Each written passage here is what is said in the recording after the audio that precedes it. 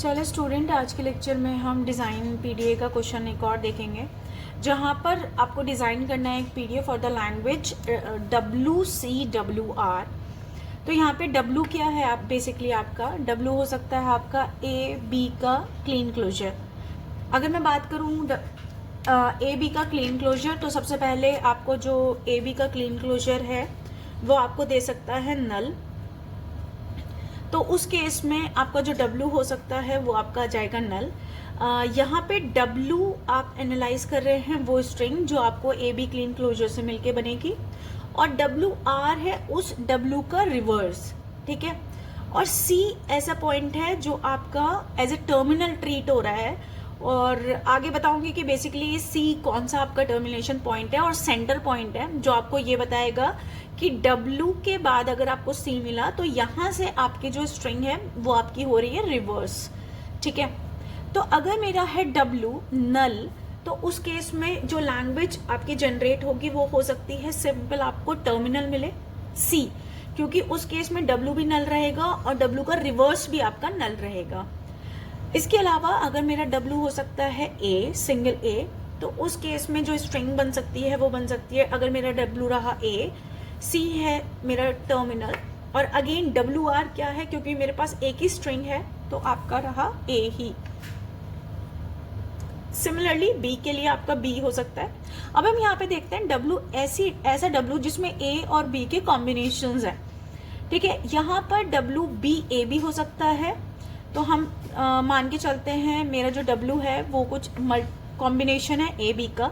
तो अगर हम मानते हैं BAA आपका कॉम्बिनेशन है, तो जो लैंग्वेज जनरेट होगी वो क्या क्या होगी, तो W है मेरा BAA, C है आपका सेंटर पॉइंट, और यहाँ से आपके सेंटर पॉइंट के बाद W का होना है रिवर्स। तो अगर मैं W का रिवर्स करूंगी तो शायद A ये वाला पहले आएगा, देन A, और B आपको इस तरह मिलेगा। सिमिलरली W की स्टार्टिंग आपकी A से भी हो सकती है, तो मेरी स्ट्रिंग कुछ AB A इस तरह भी हो सकती है। तो अगेन जो मेरी लैंग्वेज जनरेट होगी वो क्या होगी, ये मेरा अगर W है तो ABA, फिर आपको मिलेगा C, और इसके बाद आपको पता है कि C सेंटर पॉइंट होने के बाद आपको जो भी W मिलेगा वो रिवर्स होगा W का।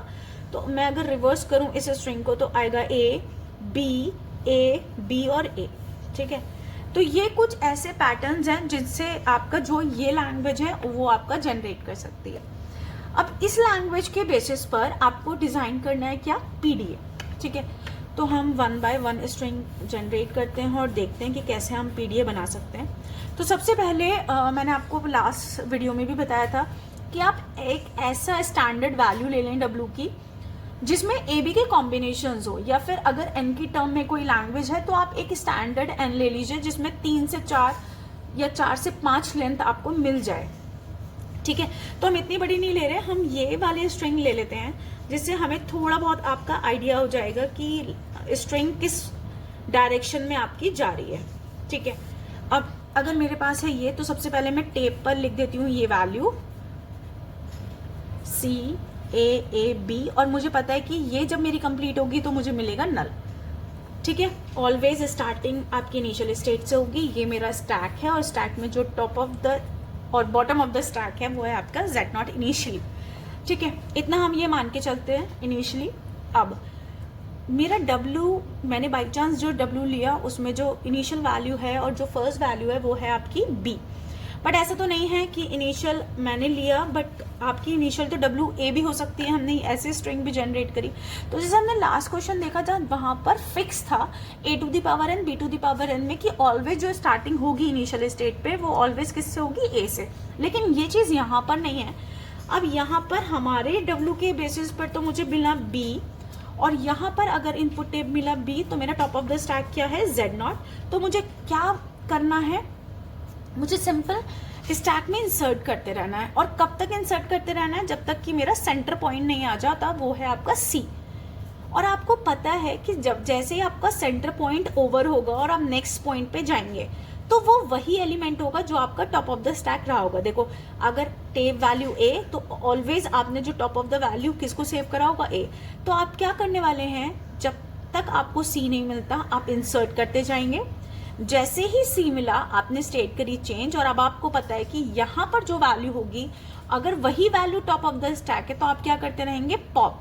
और ऐसा करते करते अगर आप नल पे पहुंच गए और आपने स्टैक एम्प्टी कर दी तो इसका मतलब है आपने कंप्लीटली डब्ल्यू और डब्ल्यू आर रिवर्स को आपने कंसीडर कर लिया। ठीक है, तो यही हम कॉन्सेप्ट लेने वाले हैं यहाँ पर। तो इनिशियली स्टेट पर मेरा अभी एग्जाम्पल के अकॉर्डिंगली क्या है, बी और Z not top of the stack. तो मुझे क्या करना है, सिंपल बी को स्टैक में पुश करना है, और पुश के लिए मैं क्या करती हूँ, ये ऑपरेशन होगा, और मैंने बी को कर दिया इंसर्ट, और मैंने कर दी स्टेट आगे आपकी चेंज। स्टेट सेम ही है, आपने कर्सर आगे किया। ठीक है, अब क्यू नॉट पर अब आपको मिलता है ए, बट एक और चीज है, क्योंकि मेरी डब्ल्यू तो बी है ना, बट इस केस में डब्ल्यू तो आपका ए भी हो सकता था ना। तो हम जब जनरलाइज बनाते हैं तो हम सारे केसेस वहां पर इंक्लूड करेंगे। तो मुझे वो स्टेप भी लेना होगा कि अगर मेरी स्टार्टिंग होती ए से तो भी मेरा टॉप ऑफ द स्टैक क्या रहता, जेड नॉट, तो भी मैं क्या करती, ए को इंसर्ट करती। तब तक आपका, जब तक कि मुझे सेंटर पॉइंट नहीं मिल जाता, क्योंकि यहाँ पे मेंशन है कि आपको पता है कि सी आपका सेंटर पॉइंट है और सेंटर के बाद आपको रिवर्स होनी है। ठीक है, अब हम बात करते हैं जब हमारा शिफ्ट चाहे ए था चाहे बी था, हमने क्या कर दिया, इंसर्ट कर दिया। अब मैं आई नेक्स्ट आपके स्टेट पर, इस स्ट्रिंग पर। तो क्यू नॉट पर जब मुझे मिलता है ए, अब यहां पर भी दो केस हैं। अब मेरा टॉप ऑफ द स्टैक क्या हुआ है, अभी तो मेरा है top of the stack B, तो मुझे क्या करना है, अगेन मुझे तो सी तक इंसर्ट ही करते जाना है। तो मैंने क्या करा, सिंपल ए को भी इंसर्ट कर दिया। लेकिन अब सोचो, इससे पहले मेरा ए भी तो डब्ल्यू हो सकता था।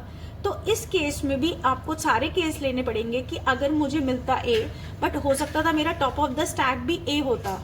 ठीक है, टॉप ऑफ द स्टैक मेरा ए कब होता, अगर मैंने इससे पहले भी ए आपका इंसर्ट करा होता, क्योंकि डब्ल्यू मेरा कुछ भी हो सकता है, ऐसा कोई फिक्स नहीं है। बी मेरा स्टार्टिंग ए से भी तो हो सकता था ना, जिसके लिए मैंने ये बनाया।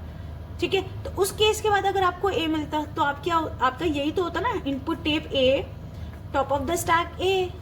ठीक है, तो भी आप क्या करते, इंसर्ट करते, क्योंकि आपको पता है कि सी तक आपको बिना देखे इंसर्ट करना है। ठीक है, अब ये केस सेम हो सकता था बी के लिए भी, है ना, कि आपको मिलता बी, है ना, दोनों केस में। अब आपका again top of the stack A भी हो सकता था, top of the stack B भी हो सकता था। अगेन इस सिचुएशन में भी आप क्या करते, सिंपली बी को इंसर्ट करते। आई होप आपको ये चीज समझ में आ रही है। ठीक है, अब जो भी वैल्यूज रही होंगी, फॉर एग्जाम्पल अगर मैंने यहाँ पर ए लिया था, क्यू नॉट पर ए, और ए के साथ अगर आपका top of the stack B था तो आपका ये वाला चल गया होगा। ठीक है, ये करके भी आप क्यू नॉट पर ही रहे होंगे। इसके बाद आपका कर्सर आगे शिफ्ट हुआ होगा और क्यू नॉट पर अगेन आपने ए लिया होगा। अब अगेन ए आपको चेक करना है कि ए के बाद आपने इससे पहले क्या ऐड करा था। ठीक है, अगर आपका ए रहा था तो आपका ये वाला चल गया होगा, तो भी आपने ए को इंसर्ट कर दिया। अब ऐसे करते करते आपको क्या मिला, सी। अब ये वाले केसेस आपने सारे ले लिए हैं, ए के साथ भी और बी के साथ भी। अब आपको सिर्फ एक ही केस है कि आपको क्या मिला होगा, सी। ठीक है, इस पॉइंट पर अब, और आप रहे होंगे क्यू नॉट स्टेट पर, क्योंकि अभी तक आपने स्टेट चेंज नहीं करी। अब सी बता रहा है, अब आप करेंगे कि सी से आपने करी स्टेट चेंज। इसका मतलब अब आपको ये पता है कि अब आपको एक स्टैक में इंसर्ट करना आपका कंप्लीट हो चुका है। अब स्टैक में आपको स्टार्ट करना है पॉप, क्योंकि सी आते ही आपको पता चल गया कि ये सेंटर पॉइंट है, और अब सेंटर के बाद आपका जो स्ट्रिंग है वो आपकी रिवर्स है। तो जैसे ही मिलता सी, अब दो केसेस हैं आपके कि हो सकता था टॉप ऑफ द स्टैक ए होता, क्योंकि अगर आपने सी से जस्ट पहले ए को ऐड किया होगा। अगर आपकी लैंग्वेज में फॉर एग्जाम्पल सी से पहले बी भी हो सकता था, तो आप लेंगे वो दोनों केस कि अगर सी से पहले, सी है आपका टेप वैल्यू, ए है आपका स्टैक वैल्यू। अगर इस केस में तो आपने क्या करना है, सिंपल स्किप। ए है टॉप ऑफ द स्टैक तो ए ही रखेंगे, बी अगर आपका टॉप ऑफ द स्टैक है तो बी ही रखेंगे। सिर्फ आपने क्या करना है, सी के मिलते ही आपने करी स्टेट चेंज। सी ऐसा पॉइंट है जो आपको ये बता रहा है कि यहां से अब आपकी आगे जो जाने वाली है डब्ल्यू, वो डब्ल्यू का रिवर्स होगा। अब ध्यान रखिए जब मैं यहाँ पर पहुंची होंगी तो मैं Q1 स्टेट पर रही होंगी क्योंकि मैं C को रीड करके ही आगे आई हूँ। अब ध्यान रखिएगा अगर मेरी रही होगी ये स्ट्रिंग या कोई भी स्ट्रिंग रही होगी और मैं C के बाद अगर वैल्यू आई तो ऑलवेज मेरी जो होगी टेप वैल्यू और stack value top of the stack वो ऑलवेज आपकी होगी मैच, क्योंकि आप जस्ट पहले जो कर रहा होगा अपने W वही आपका WR होगा, रिवर्स है ना W का। तो ध्यान रखिएगा अगर इस स्टेट पर आप रहते हैं, आपको अगर मिलता है टेप वैल्यू A और आपको मिलता है stack value top of the stack value A, तो आप क्या करते रहेंगे, पॉप करते रहेंगे। सेम चीज हो सकता है यहाँ पर B मिले आपको टेप वैल्यू, तो ऑलवेज जब अगर आपको B मिलेगा तो स्टैक में टॉप ऑफ द स्टैक भी B रहा होगा, क्योंकि आप यहाँ पर क्या कर रहे हैं WC W का रिवर्स। अगर मेरी स्ट्रिंग रही होगी A B तो C के बाद अगर मैं इसका रिवर्स करूंगी तो B A ही तो आएगा ना। तो इसका मतलब है अगर मेरी स्ट्रिंग रहेगी मैं टेप वैल्यू B है तो मैं टॉप ऑफ द स्टैक मेरा B ही होगा। अगर मैं B के बाद A आऊंगी तो मेरा top of the stack B को पॉप करने के बाद A ही रहा होगा। आई थिंक आपको समझ में आ रहा है। तो मुझे क्या करना है, नल। अब एक और केस है जो हमने कंसीडर नहीं करा जहां पर हमें क्योंकि नल भी मिल सकता है ना, तो वो केस आपने नहीं करा।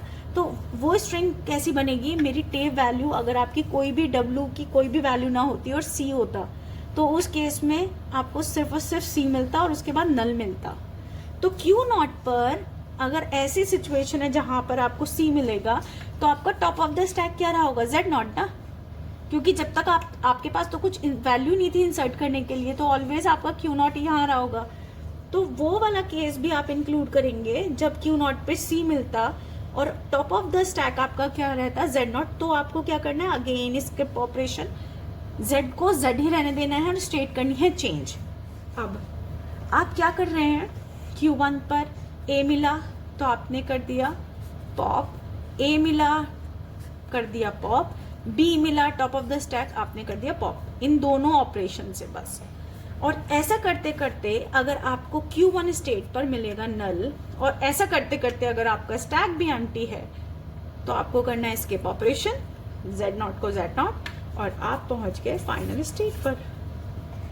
ठीक है, तो ये है आपका फाइनल स्टेट डायग्राम जो है आपका लैंग्वेज WCWR। आई होप आपको ये लेक्चर समझ में आया होगा। Thank you.